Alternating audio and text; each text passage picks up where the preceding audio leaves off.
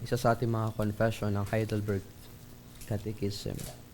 At tayo ngayon ay nasa Lord's Day 13. At yan ay binubuo ng dalawang tanong at sagot. Yan ay ang tanong at sagot 33 and 34. Kung kayo may mga kopya, sundan po ninyo ako ng inyong paningin. Tanong at sagot 33. Bakit siya tinawag na bugtong na anak ng Diyos? Yamang tayo din ay mga anak ng Diyos. Sapagkat si Kristo lamang ang walang hanggan at likas na anak ng Diyos. Sabalit tayo ay mga anak na inampon ng Diyos sa pamamagitan ng biyaya para sa kanyang kapakanan. Tanong at sagot 34. Bakit tinatawag mo siya na ating Panginoon? Sapagkat tinubos na tayo sa katawan at kaluluwa sa lahat ng ating mga kasalanan, hindi sa pamamagitan ng ginto o pilak, kundi ng kanyang mahalagang dugo. At pinalaya niya tayo mula sa lahat ng kapangyarihan ng dyablo. At kaya naman, ginawa niya tayong sariling pag-aari. Bilang ating scripture reference, buksan natin ang ating mga Biblia sa aklat ng unang Juan, 1 John, chapter 3, verses 1 to 10 ang ating babasahin. 1 John, chapter 3, verse 1 hanggang 10. Ganito ang sabi ng salita ng Diyos. Masdan ninyo kung anong uri ng pag-ibig ang ipinagkaloob sa atin ng Ama, upang tayo'y matawag na mga anak ng Diyos. At tayo'y gayon nga. Dahil dito'y hindi tayo nakikilala ng sanlibutan, sapagkat siya'y hindi nakilala nito. Mga minamahal, ngayon ay mga anak tayo ng Diyos at hindi pa nahahayag kung magiging ano tayo. Nalalaman natin na kung siya'y mahayag, tayo'y magiging katulad niya, sapagkat siya'y ating makikita bilang siya. At sino mang may ganitong pag-asa sa kanya ay naglilinis sa kaniyang sarili, gaya naman niyang malinis. Ang sino mang gumagawa ng kasalanan ay lumalabag din naman sa kautusan, at ang kasalanan ay ang paglabag sa kautusan. Nalalaman ninyo na siya'y nahayag upang mag-alis ng mga kasalanan, at sa kanya'y walang kasalanan. Ang sino mang nananatili sa kanya ay hindi nagkakasala. Sino mang nagkakasala ay hindi nakakita sa kanya, ni hindi nakakilala sa kanya. Mga munting anak, huwag kayong padaya kanino man. Ang gumagawa ng katuwiran ay matuwid, gaya niya na matuwid. Ang patuloy na gumagawa ng kasalanan ay sa diablo, sapagkat buhat pa ng pasimula ay nagkakasala na ang diablo. Dahil dito, nahayag ang anak ng Diyos upang wasakin ang mga gawa ng diablo. Ang sino mang ipinanganak ng Diyos ay hindi patuloy na nagkakasala, sapagkat ang kanyang binhi ay nananatili sa kanya, at hindi siya maaaring magkasala, sapagkat siya'y ipinanganak ng Diyos. So ganito nahahayag ang mga anak ng Diyos at ang mga anak ng diablo. Ang sino mang hindi gumagawa ng katwiran ay hindi sa Diyos, pati ang hindi umiibig sa kanyang kapatid. Purihin ang pagkabasa ng salita ng ating Diyos. Mga minamahal na kapatid sa ating Panginoong Hesukristo, sino nga ba ang hindi nagnanais na maging kaibigan ang ating Panginoong Hesukristo? Alala ko yung awiting, "What a friend we have in Jesus." Sino ang hindi nagnanais o magnanais na palaging naririyan ang ating Panginoong Hesus tuwing kailangan natin ng saklolo, kailangan natin ng tulong mula sa Kanya? Sino ang hindi gustong marinig at sagutin ng ating Panginoon ang kanilang mga panalangin o ang ating mga panalangin? Maraming tao ang naaakit Sa katunayan, maraming mga tao ang naaakit sa ganitong klase ng kaisipan patungkol kay Jesus. Na siya'y laging nagbabantay, na siya'y laging nagbibigay ng kanilang mga pangangailangan at sa huli, magdadala iyon sa kanila sa langit kapag sila'y binawian na ng buhay o kapag sila ay namatay. Ngunit ang gawing Panginoon si Jesus, ang gawing Panginoon si Jesus, wala silang interes. Ayaw nila na gawing Panginoon ang ating tagapagligtas. Well, kahit nga hindi mo siya gawing Panginoon, siya'y mananatiling Panginoon. Ang gusto ng mga tao ay gawin ang anumang nais nila. Kung kailan nila ito gustong gawin.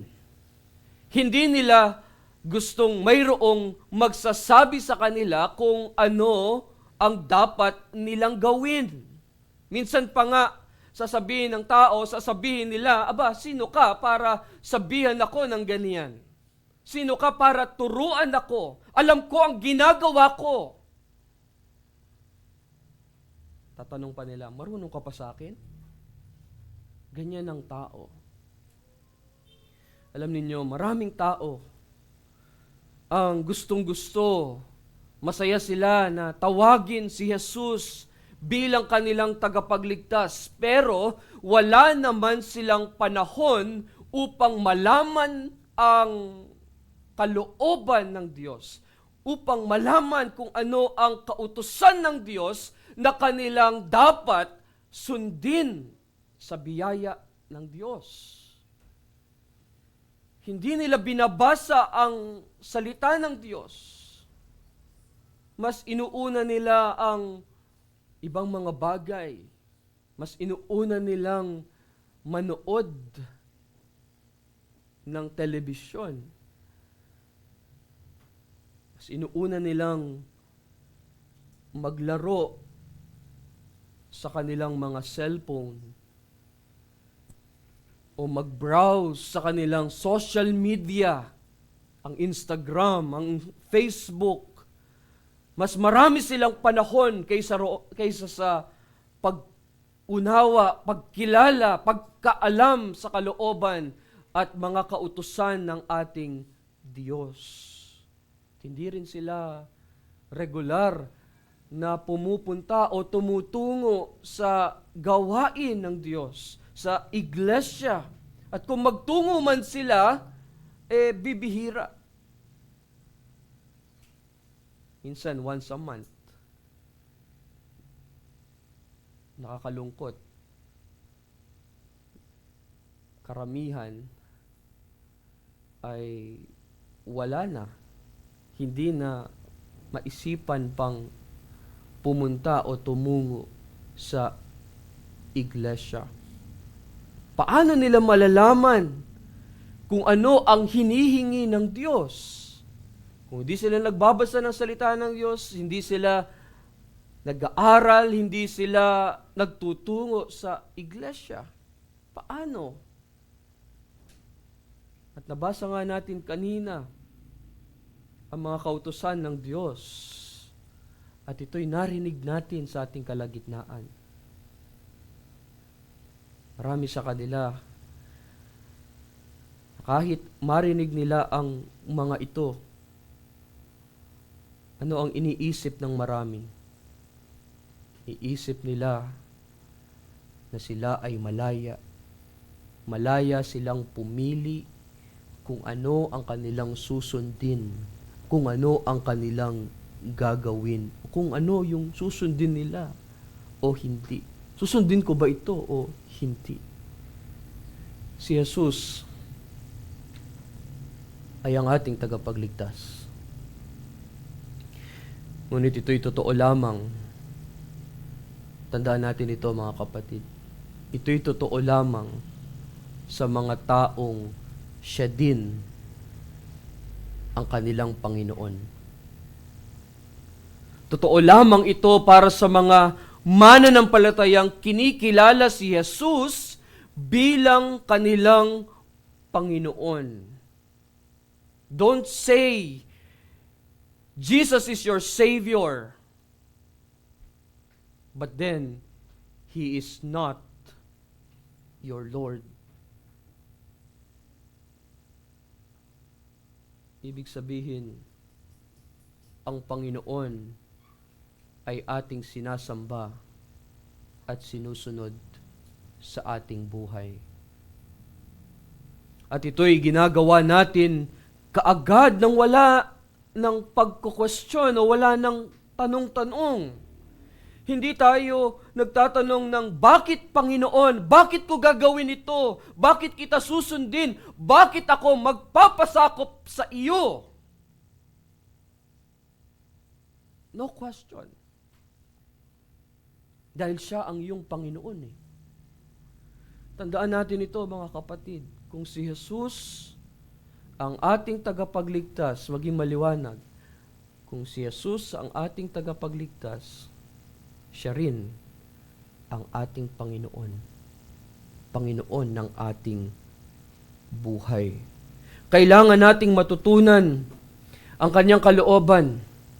Kailangan nating malaman, matutunan ang kanyang mga kautusan. At sa biyaya ng Diyos, atin itong masikap na matupad. Dahil dito tayo tinawag na tayo magpakabanal sa lahat ng paraan ng ating pamumuhay. Hindi dahil ito ay requirement sa kaligtasan, kundi ito'y bunga ng ating tunay na pananampalataya sa Panginoon. At ito'y pagpapasalamat natin sa Diyos na masunod natin ang kanyang kalooban, na masunod natin ang kanyang mga kautusan. Napakaganda ng sinabi ng ating Panginoon sa Luke chapter 6 verse 46 to 49. Okay, may mga Biblia, inyong buksan doon. Luke chapter 6 verse 46 to 49.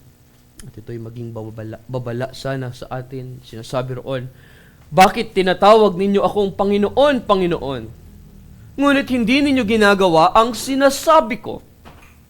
Ipapakita ko sa inyo kung ano ang katulad ng bawat lumalapit sa akin at nakikinig sa aking mga salita at ginagawa ang mga ito.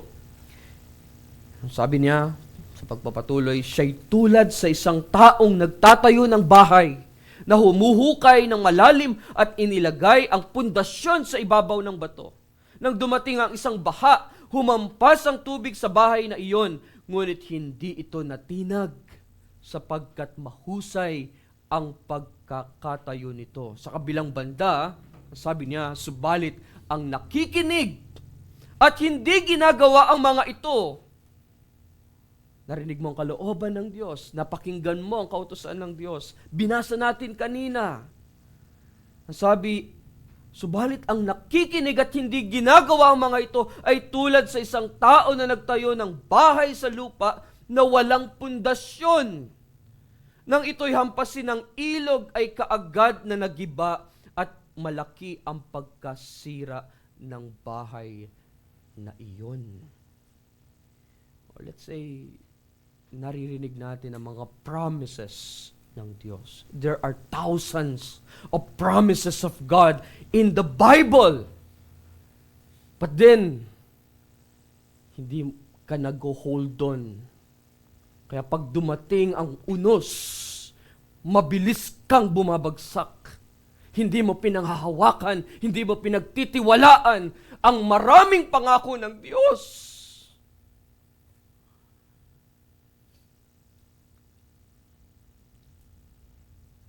Ang ating Panginoong Hesukristo, ang siyang nagbayad para sa ating mga kasalanan. At binayaran niya ang iyong kasalanan, ang aking kasalanan. Sabi ng Catechism, at sabi ng salita ng Diyos, binayaran niya ang ating mga kasalanan sa pamamagitan ng kaniyang mahalagang dugo. Meaning to say, binili niya tayo. Siya ang bumili sa atin. Binili niya tayo sa ating katawan at kaluluwa na ang layunin ay upang maging Kanya. Upang maging Kanya. Doon nagsimula ang ating katekism, hindi ba? Kung ating babalikan ng Lord's Day 1, at doon nga sa unang tanong at sagot ng ating katekism, at doon ay natutunan natin ang ating tanging kapanatagan o kaginhawahan sa buhay na ito at sa buhay na darating, sa buhay man o kamatayan. Ang sabi roon na hindi ako sa akin, kundi ako'y pag-aari sa katawan at kaluluwa, sa buhay man o kamatayan ng aking tapat na tagapagligtas na si Jesucristo, dahil binili ka niya sa kanyang mahalagang dugo, ng kanyang mahalagang dugo. Si Jesus ang ating Panginoon. Tayo ay sa Kanya, at hindi ito dapat maging kabigatan para sa atin. Sa halip, ito pa nga'y magbigay nawa sa atin ng malaking kapanatagan o kaginhawahan. Binili tayo ni Jesus para sa Kaniyang sarili sa isang napakalaking halaga. Ang halaga ay yung Kaniyang mahalagang dugo. Kaya huwag mong isiping walang bayad ang kaligtasan. Ang kaligtasan ay may bayad. May nagbayad ng iyong malaking kasalanan o ng iyong malaking pagkakautang na di mo kayang bayaran. Hindi natin kayang bayaran. At ang walang iba at ang nagbayad noon ay walang iba kundi ang ating Panginoong Jesucristo. At ang kanyang pinambayad ay ang kanyang mahalagang dugo. Mahalagang dugo. Kaya naman tiyak na tayo'y kanyang iingatan. Tayo'y kanyang tiyak na aalagaan. Si Jesus, siya mag-iingat at mag-aalaga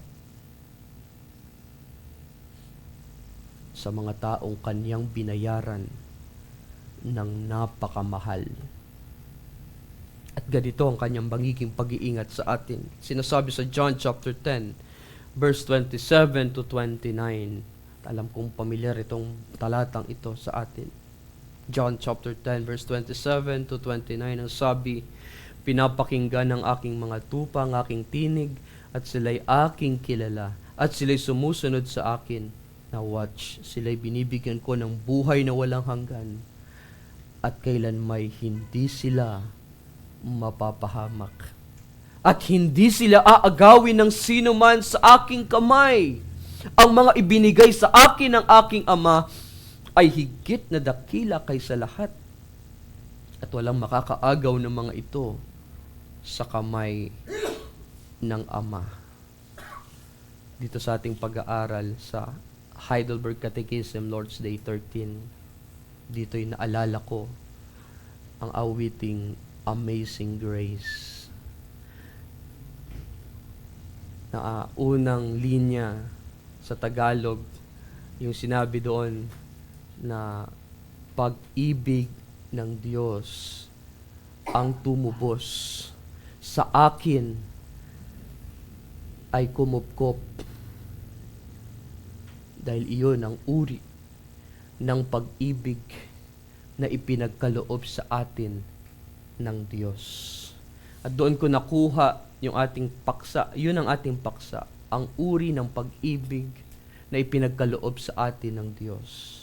Nakuha ko yun sa ating scripture reference sa 1 John chapter 3 verse 1. Yung sinabi doon, namasdan ninyo kung anong uri ng pag-ibig ang ipinagkaloob sa atin ng Ama. At mula riyan, sa paksang iyan ng Heidelberg Catechism, Lord's Day 13, ating bibigang diin ang 2 punto. Ang una, pinag-isa sa Diyos Anak. At ang pangalawa na ating bibigang diin, tayo'y kinupkop o inampon ng Diyos Ama. Tingnan natin ang unang punto. Pinag-isa sa Diyos, Diyos Anak. Mga kapatid, napakagandang bagay na maging anak ng Diyos. Iyan ang ating pagkakakilanlan bilang mga anak ng Diyos na pinag-isa. Pinag-isa kay Kristo sa pamamagitan ng pananampalataya. Sabi nga dun sa librong Doctrine According to Godliness, a primer of Reformed doctrine ni Ronald Hanko, ang sabi niya, and I quote, "Faith in its deepest reality and essence is union with Christ." So tayo ay pinag-isa kay Kristo sa pamamagitan ng pananampalataya. Ngunit ang question rito sa ating pag-aaral, paano tayo bilang mga anak ng Diyos ay naiiba kay Jesus? Siya ay anak ng Diyos, tayo rin ay tinawag ng mga anak ng Diyos. Anong pagkakaiba ng dalawa? Ang sagot ay nakabatay sa kaniyang kalikasan. Nakabatay sa kalikasan ng ating Panginoong Hesus. His nature. Sa pamamagitan ng kanyang kalikasan, ang Panginoong Hesukristo ay ang anak ng Diyos. Walang sino man ang gumawa sa ating Panginoon bilang anak ng Diyos. Siya ay nagkatawang tao, ngunit siya ay laging Diyos. Alam natin ang sinasabi sa John chapter 1 verse 1 to 3. John chapter 1 verses 1 to 3. Sa simula ay ang salita, at ang salita ay kasama ng Diyos, at ang salita ay Diyos. Sa simula ay kasama na siya ng Diyos, lahat ng mga bagay ay ginawa sa pamamagitan niya, at kung wala siya ay hindi nagawa ang anumang bagay na ginawa. Ngayon sa verse 14, ang sabi, at naging tao ang salita, at nagkatawang tao ang salita, at tumahang kasama namin, at nakita namin ang kanyang kaluwalhatiang gaya ng sa tanging anak ng Ama, puspos ng biyaya at katotohanan. So mayroong ilang pagkakaiba sa pagitan natin bilang mga anak ng Diyos at kay Jesus na siyang ating Panginoon. Ang una, si Jesus ay ganap na Diyos. Siya ay 100% na Diyos. At siya ang anak ng Diyos sa loob ng walang hanggan. Ngayon, sa kabilang banda, pagdating sa atin, tayo ay naging mga anak ng Diyos sa pamamagitan, ano sabi ng Catechism? Sa pamamagitan ng kaniyang biyaya. Sa pamamagitan ng pananampalataya sa Kanya. At sa pamamagitan ng pag-aampon niya. Tayo dinala niya sa Kaniyang pamilya. At ang pangalawa, si Jesus ang natatangi, ang nag-iisa, si Jesus ang bugtong na anak ng Diyos. Siya ang ikalawang persona ng Trinity. Kasama, of course, ang Diyos Ama bilang unang persona at ang Diyos Espiritu Santo bilang ikatlong persona. So ang kaniyang ugnayan sa Diyos Ama ay natatangi at walang kapantay, walang kaparis. Ngayon, pagdating sa atin bilang mga anak ng Diyos, mayroon tayong ibang ugnayan sa Diyos bilang ating Ama sa langit.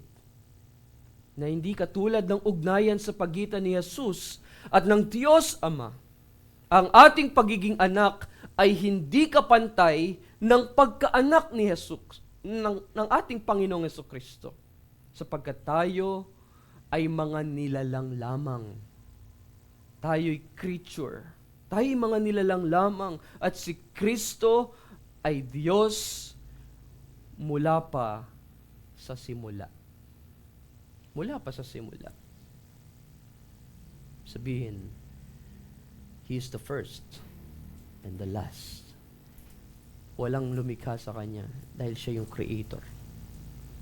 Pangatlo, si Jesucristo bilang anak ng Diyos ay mayroong Diyos na kalikasan at tao na kalikasan. Di ba yun ang ating naririnig pagka may essential, Christ has two nature, divine nature and human nature. Siya ay totoong Diyos at totoong tao.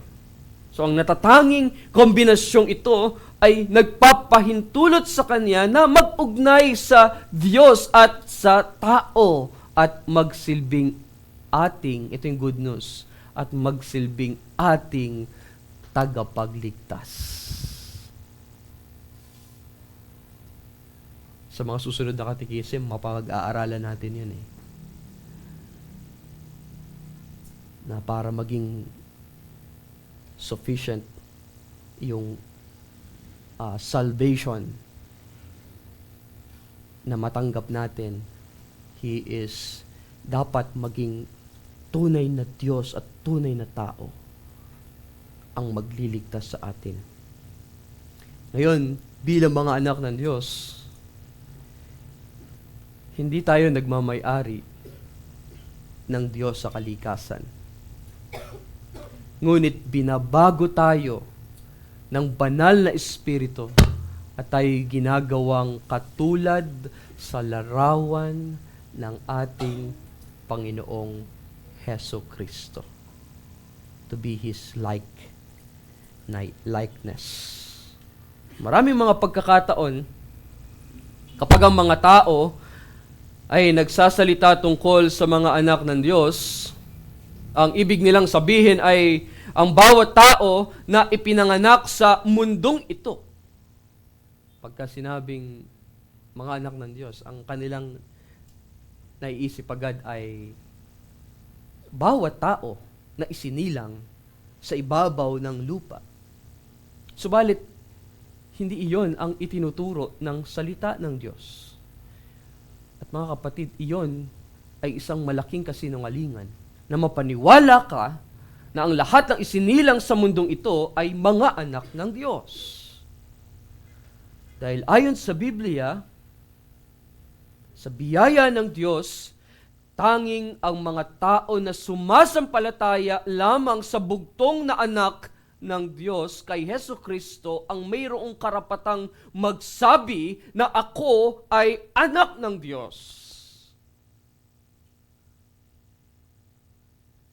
Ngayon, kung tayo naniniwala, kung ikaw ay naniniwala na automatic na mga anak tayo ng Diyos o ang paniniwalang lahat ng tao na nilikha ng Diyos ay mga anak ng Diyos. Hindi yun. Hindi yun ang katotohanan. Tapos maniniwala ka pa na ang lahat ng tao na isinilang sa mundong ito ay bandang huli ay pupunta ng langit. Hindi ganon. Malaking pagkakamali. Ang isipin mong ang lahat ng nilikha ng Diyos ay mga anak ng Diyos at silang lahat ay papunta sa langit. At baka umaaring kung gayon ang iyong paniniwala, maaaring hindi ka pa talaga tunay na anak ng Diyos. Sa pamamagitan ng biyaya, narito ang panawagan ng Ebanghelyo ng Diyos. Pagsisihan mo ang iyong mga kasalanan at ilagak mo ng buong buo ang iyong pagtitiwala sa nag-iisa, sa tanging, sa bugtong na anak ng Diyos, ang ating Panginoong Hesukristo. Sampalatayanan mo ang kanyang ginawa para sa iyo, yung kanyang ginawa doon sa krus ng Kalbaryo para sa ikatutubos mo sa iyong maraming mga kasalanan. Na siya ay namatay, inilibing, at muling nabuhay mula sa mga patay. Na sa biyaya ng tanging mga anak ng Diyos ay yaong mga taong sumampalataya kay Kristo para sa kanilang kaligtasan mula sa puot ng Diyos. Alam natin, sabi sa John chapter 1 verse 12, but as many as received him, to them gave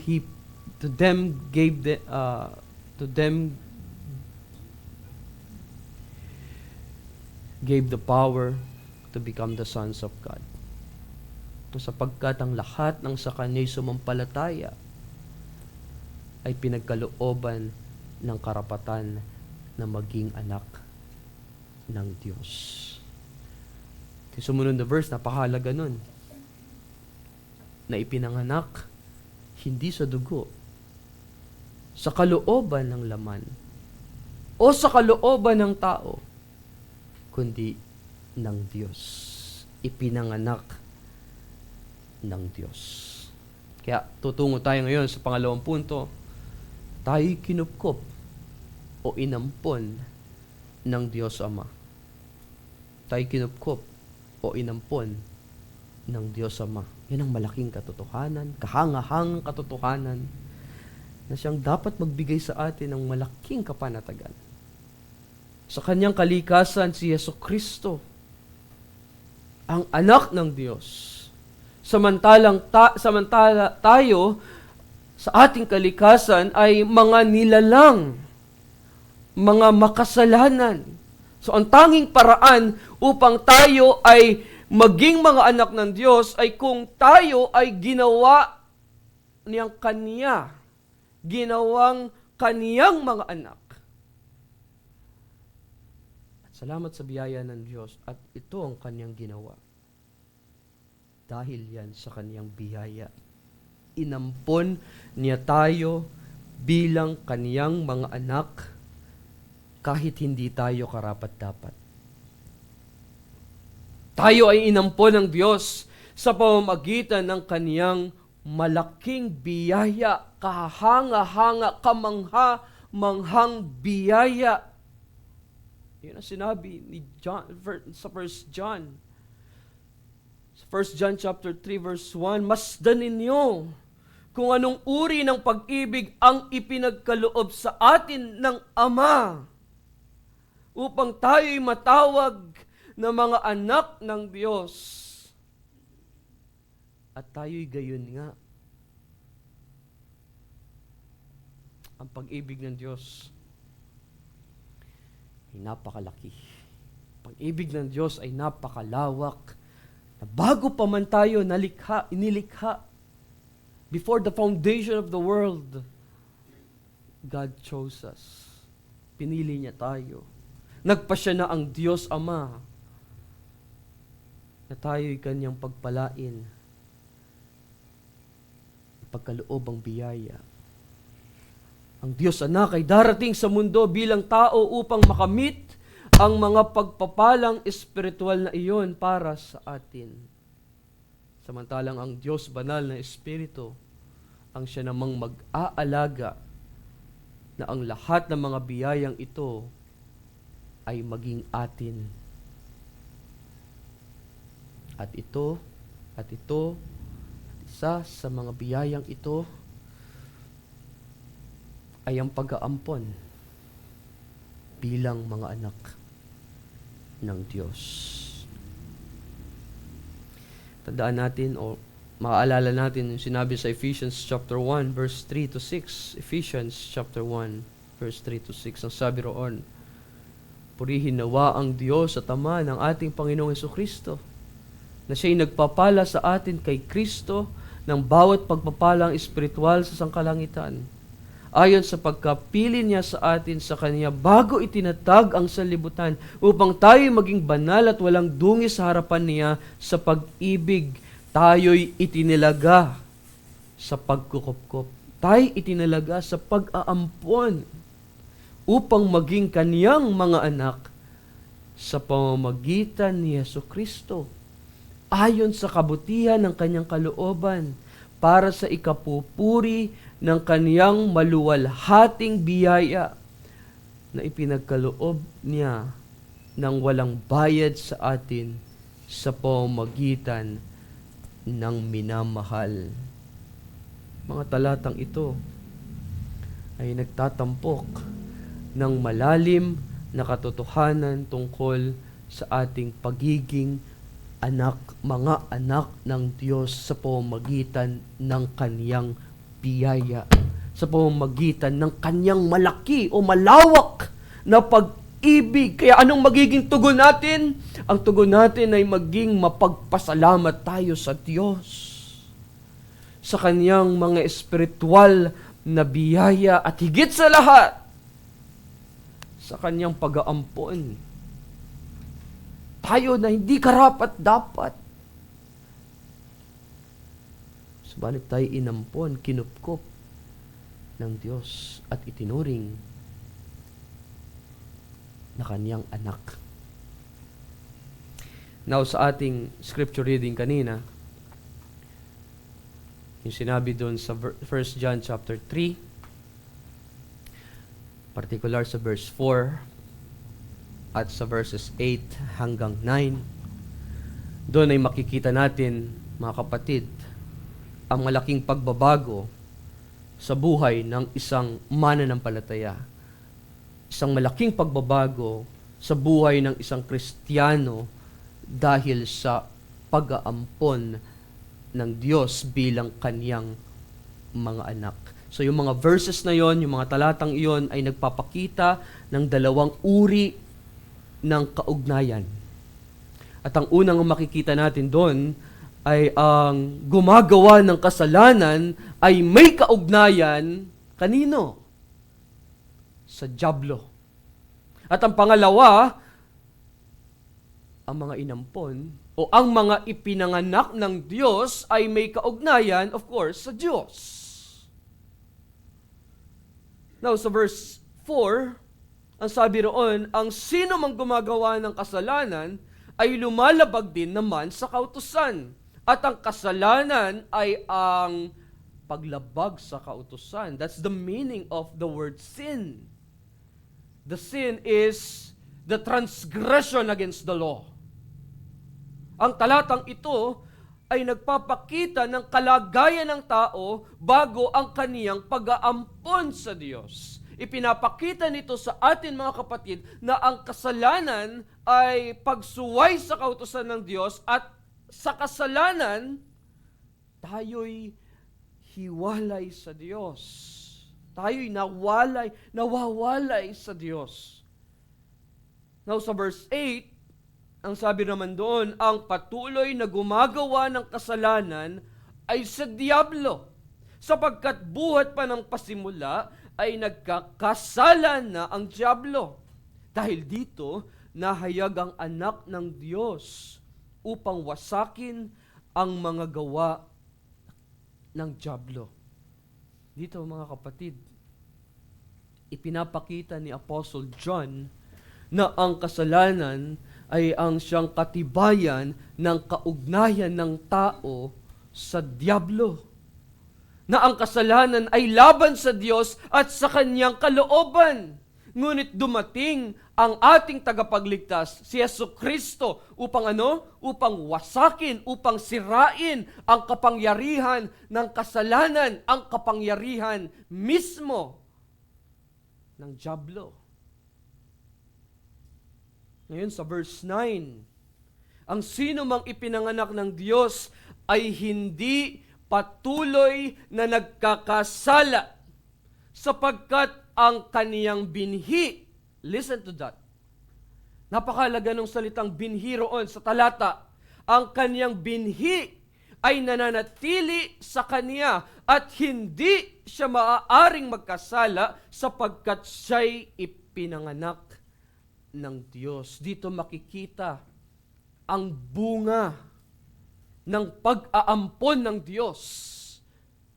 Ang bunga ng pag-aampon ng Diyos. Binibigyang diin dito ang pagbabagong buhay ng isang mananampalataya, ang pagbabagong buhay ng isang Kristiyano, na ang mga ipinanganak ng Diyos, iyon ay ang mga inampon at naging tunay na mga anak niya. At ang mga tunay na inampon, ang tunay na mga ipinanganak ng Diyos ay hindi na namumuhay sa kasalanan. Sapagkat naroon ang binhi. Sapagkat ang binhi ng Diyos, ano yun? Sino yun? Yun ay ang kaniyang banal na espiritu na tumahan sa iyong puso. At ang banal na espiritu ay nananatili sa iyo, nananatili sa kanila, nananatili sa atin. Ang Espiritu Santo ang nagbibigay ng kapangyarihang lumayo ka. Lumayo tayo sa kasalanan.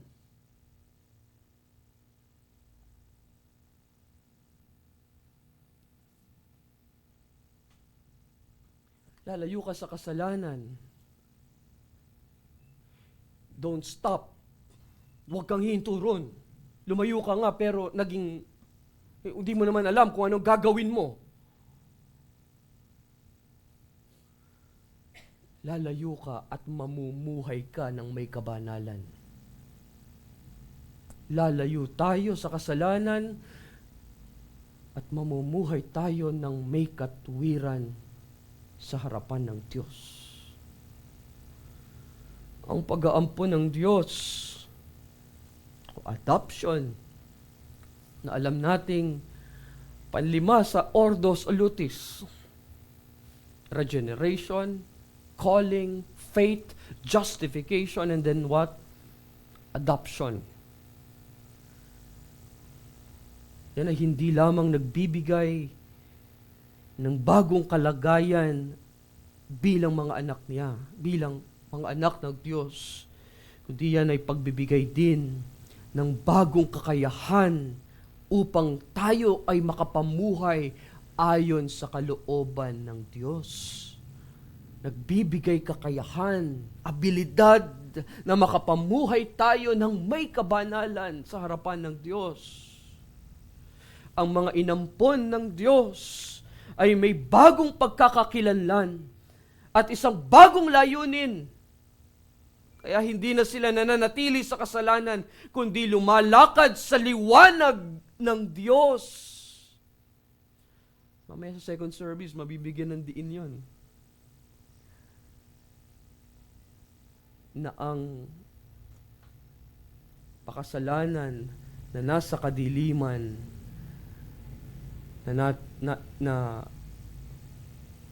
sa biyaya ng Diyos ay inilagay sa kaliwanagan. Ng iglesia, di ba? Ang ibig sabihin.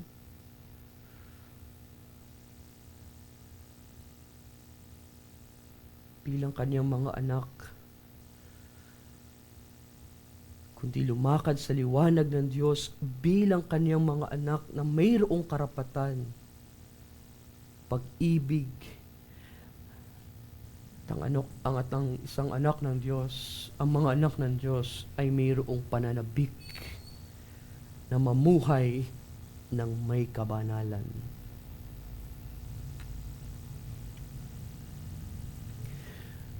Ang magulang, dito ako magtatapos, ang magulang na mag-aampon dahil sa hindi sila mabiyayaan ng sanggol.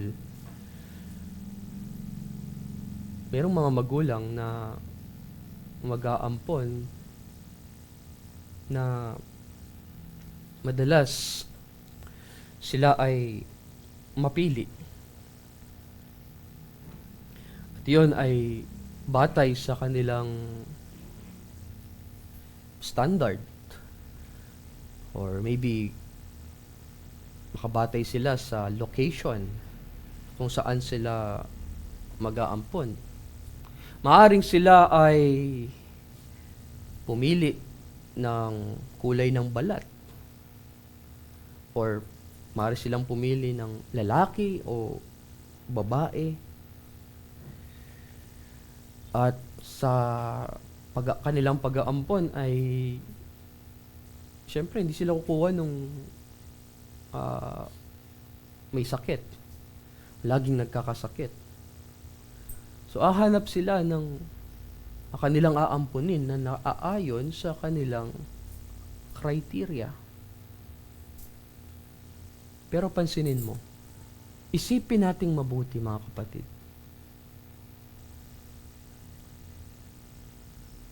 Meron bang nakitang kakaiba sa iyo ang Diyos? Bakit kanya pinili?